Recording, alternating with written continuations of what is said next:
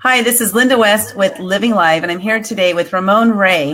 And I'm really excited to introduce to you Ramon. He is going to be one of the speakers at Social Media Marketing World, which I am going to volunteer at this year. And I'm really interested to find out what Ramon has to share with us today. But Ramon is passionate about helping small business entrepreneurs grow their businesses. He's an entrepreneur, best-selling author, journalist, event producer, speaker, and event host. Ramon, are you hearing some feedback? No, I hear good on my end. I can turn the speakers down further on my side, or I can put headphones in, but I hear you very well.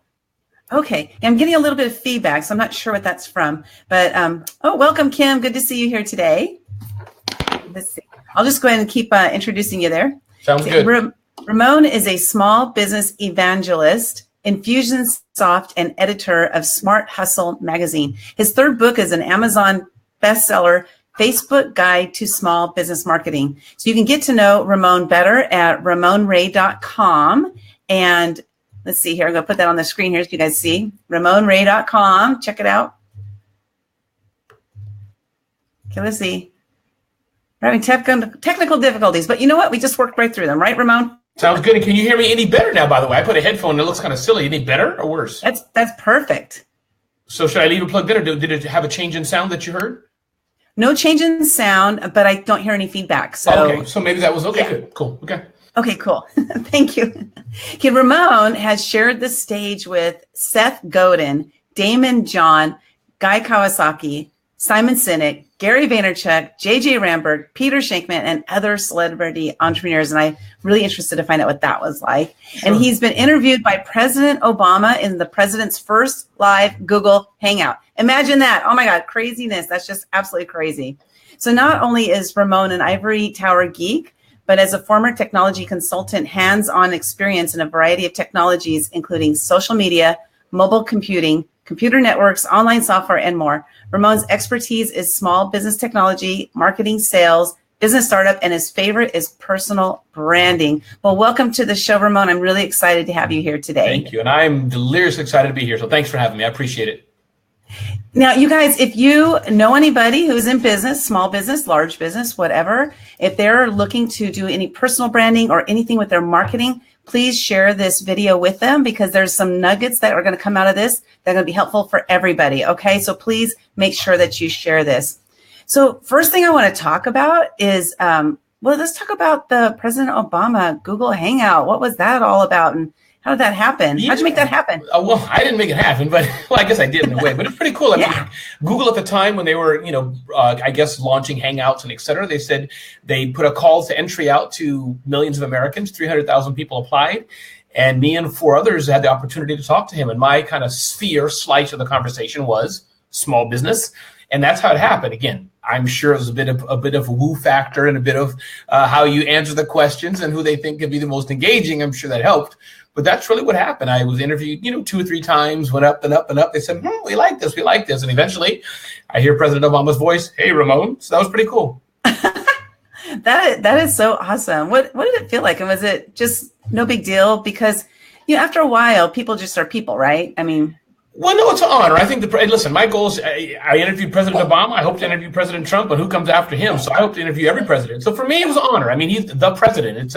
It's the person. Is nice, but it's really the office. Let's face it, if President Obama or any other president was, Uber driver, well, I interview Uber drivers too, but it was an honor. The office of the president's a pretty high honor. I guess one of the most visible positions in the world. Yeah. I can't think of anything that's more. So it's an honor to be able to do that and be validated. I think it's really a mark of credibility and validation to be able to have that big feather in my cap. Yeah, well, I love it. I think it's amazing. So now, how did you come up with the idea of Smart Hustle magazine? Sure. I have for many years been covering technology on my other company's website, smallbiztechnology.com. And about 3 or 4 years ago, I really had a desire to cover more entrepreneurship. Now, there's a lot of that going on, of course. Everybody has blogs and et cetera. We're talking a little bit about that today. But I had seen that many of the traditional publications were just covering very famous people, Obama, Mark Zuckerberg, the CEO of GE or Bezos and et cetera. And I wanted to be a little different. Right. So I didn't know better. So I put together, we've been in print. We printed a few issues, but I'm realizing that, Linda, more people are liking the digital. So that is where our focus is. But that's really why I started. I wanted to move away from just covering, hey, this new, chapstick is Bluetooth enabled. I wanted to. It probably can be. Right? Yeah, the story of the hustle of entrepreneurship. I really wanted to cover more. So that's why I started. Well, you just made me think of a really funny idea because you brought the Bluetooth enabled and the chapstick, right? I'm imagining like a drone, right, carrying around a chapstick, and you just like direct it over to you to put the chapstick on you for you. Hey, that works for me. That way you don't have to touch it. Hey, you never know. That's how ideas are. That's how things are invented, just by crazy people talking about it. We see that in Shark Tank all the time, right? Who would have known of the daddy scrubber? What's that scrubber that Lori Greiner invested into? Some kind of scrubber thing. Yeah. You just never know. You never know.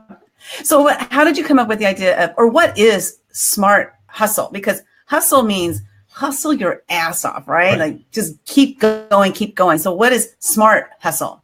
Yeah, I think it's a given that any adult or hard worker, for that matter, can hustle. We all wake up early in the morning. We all have too much to do. We're all too busy. We all do the best we can to hustle. That's pretty much a given. We all get too much sleep, not enough rest, don't have, blah, blah, blah. I think where entrepreneurs fail, or those that makes the difference, is those who do it smartly. So how can I be more productive than the next person?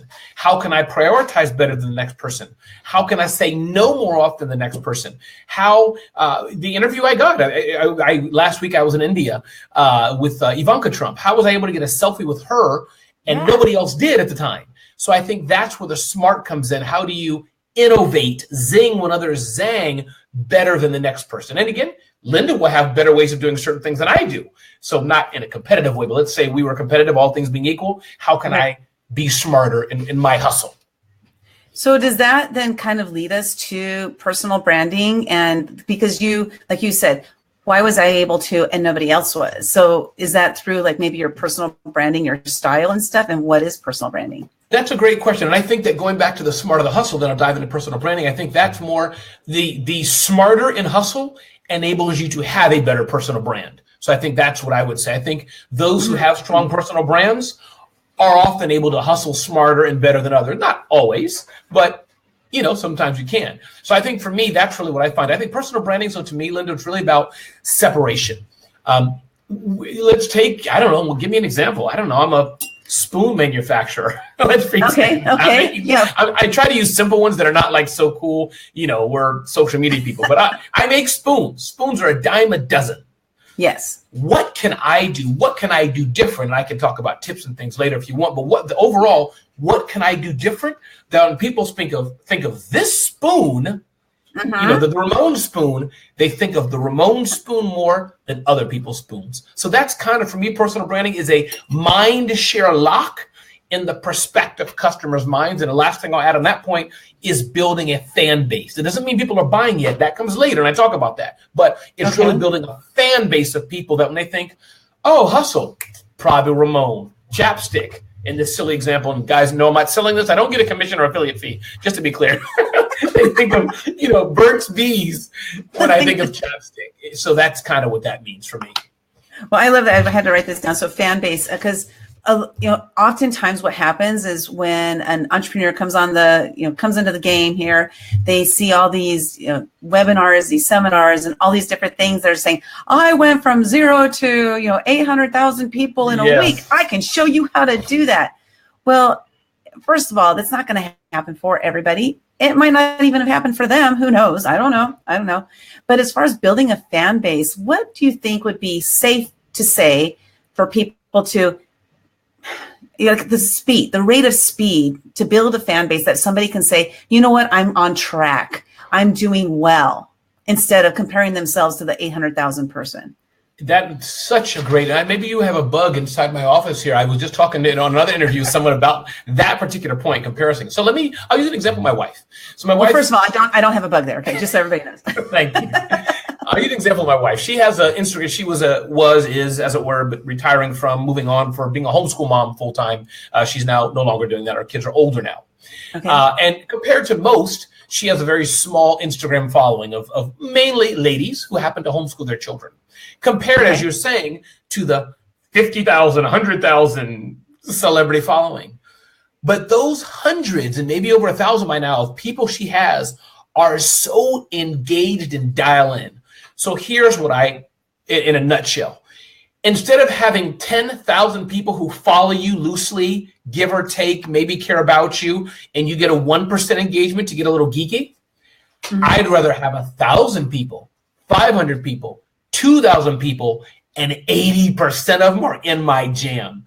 That's really the aspect of the numbers on personal branding, is that you don't have to be a star. And Linda, I find that you can offer things to other people. I'm amazed sometimes at the contracts I have with very large companies, Linda, and I realize they're not looking for the reach of the Super Bowl. They can buy that. Any of these companies can spend a few million on ads. They can hire Kobe Bryant, I don't know, Michael Jordan, whoever the hottest star is today, to do what they do. But they want Ramon Ray. It's Ramon Ray, by the way. For the numbers in part, a little bit, but because I have something they don't have. So that's really when you have a nice lock on personal branding. Oh, I love it. Now, maybe in a little bit, you can tell us like what you would do to personally brand that spoon of yours, Ramon Ray spoon. Sure. Should I? Yeah. You want to do that right now? Yeah. Let's do it. I mean, so if I was in my playbook, I don't have my notes in front of me, but here's from Ramon Ray's playbook. I'll probably I won't say it in order of priority. One, I would think, you know what, Linda? This spoon can bend like this. So we're going to be on CNN and Fox tomorrow to talk about the bending spoon. Media. One. Okay. Two, we're going to write the book all about my journey to Sahara Desert with the bendable spoon. So now I'm having a book for add credibility as a hook to get me with Linda's and with CNN, Fox News, podcasts, etc. So a book is another big credibility. Guess what else we're going to do, Linda? Linda and the 4,000 other people are bendable spoon fanatics. So we're going to have 1 or 2 big events a year. Now, why are we having this? There's other spoon guys are out there. Great. I'm having the event for my people. So that makes me the top dog that day. And of course, I can have blog posts, et cetera, around it. So events, that's what I'm going to do as well. Third thing I'm going to do, I'm going to be tweeting. I'm going to wake up in the morning.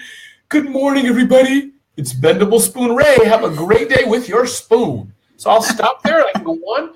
But those are from the playbook, from the things I talk about, personal branding, events, a book. Definitely a huge engagement of social media. I said something else to events, book, media, getting the word out there. Because now you have to have a hook, and that's a whole other discussion, how to get publicity. But the secret to personal branding is getting out there, building your fan base of spoonies. And again, you can help me extrapolate this to real business, but I think you know where I'm going. Getting your fan base of spoonies who know, like, and follow you. Then when you say, by the way, we have a spoon. It's a new coming out. It can bend the bottom. I'm not strong enough just to bend this. It's only $4. You want to buy it? Feel free. Or, you get on late night with Letterman and they pay you for an appearance. So that's how you get your money. Oh, that's so awesome. I just wrote a book called The Year of Fears, and getting that personal branding out there is the thing that I'm working on. And I'm trying to think, like, how do I do that? So thank you for those great tips. I love it. I love it. I love it.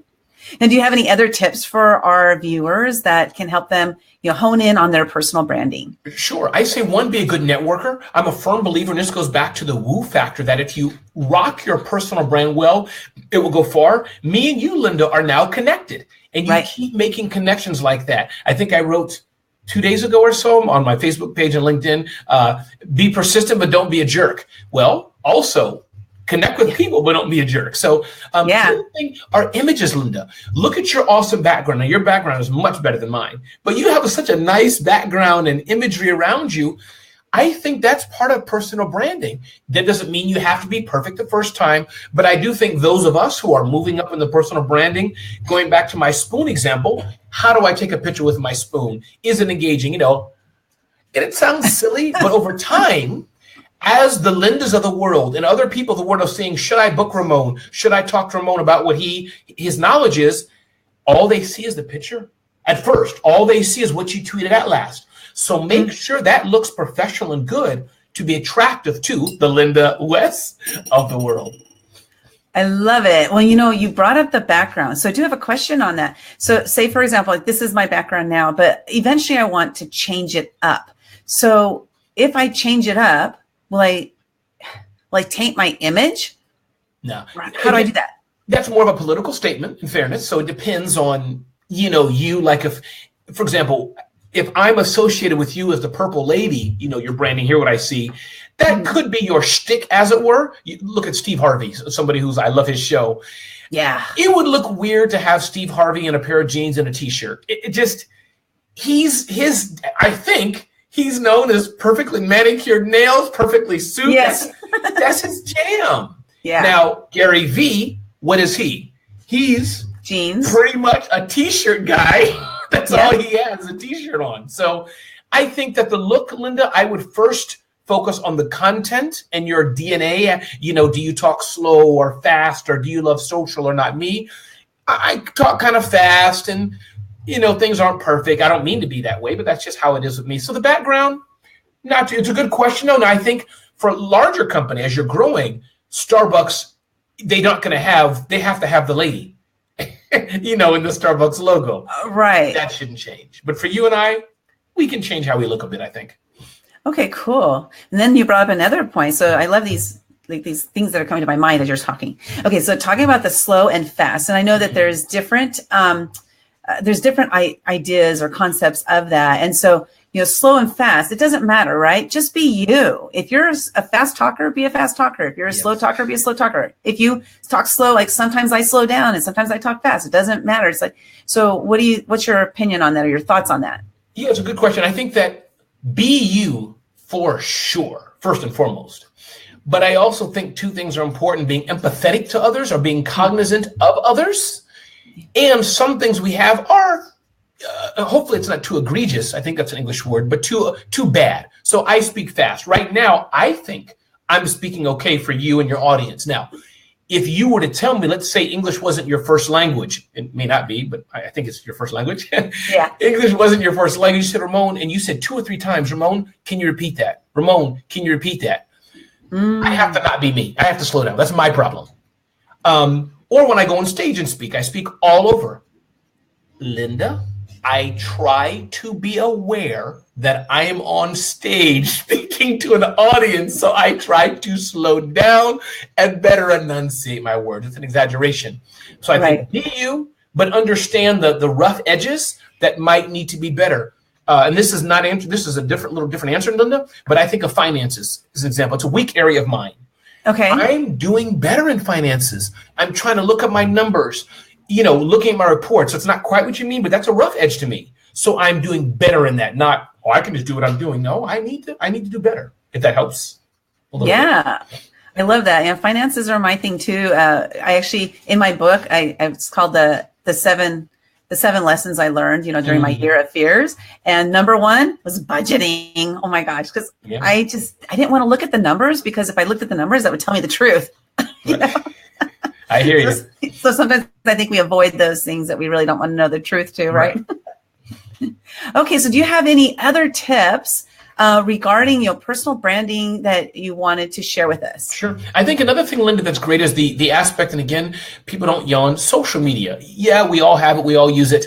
But I think it is the best gift for small businesses, the best gift for personal branders. So going back to my spoon example, I'm a traditional manufacturing company selling a spoon. I can do ads on the radio, 1-800-SPOON, whatever, call us today and buy spoons. I like that. Buy spoons or whatever it is you're doing. So you can do ads, Yellow Pages ad, put out your flyers. You have your retail store. That's great. Your corporate business, give or take, will be just fine. But when I want to start branding myself as the spoon king, again, thank you for allowing this silly example, but I think it flows. I love it. That's when I'm going to do my 1 video a week. That's when I'm going to put my book out. So I think my tip would be leverage the power of social media. And what I say in using social media are 4 things: frequency, relevancy, engagement, analytics. I say that, Linda, because there's so much up and down, so much angst. Facebook is changing its algorithm. Snapchat's going away. Instagram is no good. Blah, blah, blah. Yeah. For today, keep it simple. frequent content, and that doesn't frequency, whatever frequency means to you, be relevant to your audience, be engaging. You have a cool background and look. That's part of the engagement, how we talk. I have my, I don't know, one little thing there. Be engaging. Yes, and measure your analytics. And I say that as well, meaning know where the market's going. Know where it's not going. Know your audience. Today, Linda's for purple people. Maybe in 2 years, Linda, you're going to be for yellow people. You know, could be. Yeah. That's where the market's going, or both. So I think that's really the kind of thing I say when I think of personal branding.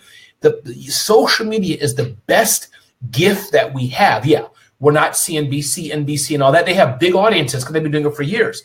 But guess what, Linda? What you're doing right now, you are equivalent, for all intents and purposes, to CNBC. You just may not have 9 million people on your show, but you have the tools. Yet. It's all here. I'm looking for 5.5 million. That's where I have, this big vision of where I'm going. I love it. But I know you have to start. That's the thing is, you have to start at 0 or 1, 2, 3. You have to build it one at a time. So let's talk about really quickly micro celebrity, because I think that's basically what we can boil down what you're talking about. Is it's not about having millions and millions of followers. It's about having those select ones that really love what you do, will follow you to the ends of the earth, and just want to buy what you have because they trust you. They know, like, and trust you, right? Yeah. Absolutely. And Linda, I'm realizing this every day. So another thing I happen to write about is that I said that I no longer fear, I think I wrote about it, maybe it's going to come out, but I no longer fear or feel bad when people unsubscribe, unfollow me. In fact, I love it. I love it. Yeah. And I got 10 subscribes. I'm like, yes. And for me, I like it. I assume it's the same reason, maybe different, is because it narrows down my audience. That means out of my almost 30,000 Twitter followers, 2 people don't follow me anymore. Great. There's 29,998 who I can get more narrowed to, and that drives my, the share of people who really want to follow me up. So again, that is a problem if you start people unsubscribe because you said something stupid or, you read your audience wrong. But in general, it's great. It's kind of like The Bachelor show in a way, I think it is. You have those 100 guys who want the one girl, the 100 girls who want the one guy, except for the person who's fired, but kind of reverse way. The more narrow it is, you're closer and closer to maybe being picked. That may not be a perfect example, but I think you get what I mean. Yeah, totally. That's so true because, and I know when I first started losing people, people unsubscribing from my email list, I was like, oh, how come I knew this person forever. How come they unsubscribe? They must not like what I'm doing. And then somebody told me what you said. And I was like, wow, okay, that makes total sense. I don't want them following me then. I don't want wasting their time. I don't want them to see my name and say, oh, there she is again. And keep in mind, Linda, that there's also multiple, I know for myself, I may unsubscribe to, say, Linda on her email newsletter. Oh, Ramon, why? But because we have so many ways, I might be following you on Facebook or LinkedIn follow. So that's less the reason why, but that's just another thing to keep in mind. You can follow people on LinkedIn, not even follow people on Facebook, add people, you can add people to your own list on Twitter without following them. Then there's email. You can put an RSS feed from an email, so there's 10 different ways that especially geeks can follow you and you would never know it, not email or ways that you would even know. So that's so true. Okay. So my last question for you is, of all the social media platforms out there, which is your favorite? That's a political question, Linda. Man, first I'll take it. Okay. Good. I'll take the question. I don't mind. I'm going to tell you my 3, and then you help me narrow down my favorite. How about that? Okay, go. We'll do it together. So I love LinkedIn because it's where kind of, as of today, the serious stuff is there. There's no memes. There's no craziness. It's serious stuff are there for business. Those you want to follow. So I like it for that. Okay. Twitter, I like the microblogging aspect, to easily tag. Mm-hmm. Very few people will probably click through and read anything substantive, but when Linda, that's a way for Linda to touch me multiple times a week. And I'm like, oh, that's right. Linda's out there. Facebook, it's nice. That's where you kind of get your I got 50 likes. So I don't know, Linda, you help me. I don't know. What do you say? Help me. I don't know. Oh my gosh. Well, what's interesting, I never heard Twitter explained that way. So that was good because I don't get Twitter. I don't understand it at all. I don't understand why people are there. So that really gave me a great insight. So thank you for that. And then I know how important it is for us to have our names be seen, touched, frequently, because there is a lot of noise out there. And how are you getting yourself out there? And I do also know a lot of people who are scared of putting themselves out there too much because they don't want to annoy people. Right. So maybe you can touch on that one. But okay, so now Facebook, I totally get it. Like that's the warm and fuzzy. That's the place where, like all my friends are and people are following me because they like me and this and that. And I totally get the LinkedIn thing. So I'm up. I don't know. You tell me. I'll go with Facebook. If I had to pick one, if I had to say the whole world's going to blow up on only one social platform, I think probably I'd pick the order of Facebook, LinkedIn, and Twitter. And Twitter, to last, unfortunately, but I think LinkedIn is a little more serious, a little more scalability side. And Facebook only because everybody's there. So there's more than 2 billion people on Facebook now. Yeah, but are they on Facebook? Good question. We'll have to ask Mark Zuckerberg. Hold on one second, Mark. Yeah, he's there on Facebook. You have the bat phone to him, don't you? Yeah, right. Well, awesome. Okay, so Twitter. I guess I need to actually look at it. I have a Twitter. I have a following that I don't know why they're following me because I'm not doing anything. So how can I just dump all those people and start over? Yeah, you could. You mean they take them off or dump them too? I just take them off and just like start from zero. I would. You know what I would do? Use the FREA, free principle. Or if you want to use Twitter, just keep doing it like today's show. Hey, excited to talk to @Ramon Ray about XYZ. What am I going to do then? I'm going to retweet this. You're going to then pick up a new audience from you didn't know. So I would start there, and if you want, rip it apart. We talk, say, 5 to 10 things. I asked Ramon marketed a spoon live on my show. Want to see how he did it? Click here, pointing to your Facebook. I'm buying that spoon, by the way. That's the most incredible spoon ever. Okay, so just use it that way. Ooh, great tips. I love it. Well, thank you so much. And our time is up. And I want to thank you so much, Ramon, for your time. And I look forward to meeting you in person at Social Media Marketing World. And it's going to be amazing. I hope I have an opportunity to hear you speak. There's so many speakers that I don't know how people are going to decide who they're going to go watch. So it's going to be tough. But Linda, thank you for having me. I really appreciate the time. And it's always good sharing with you and your audience and learning from you as well. So thank you. Thank you. The Ramon Ray spoon, you guys, look out for it. Have a great day. Thanks, Ramon.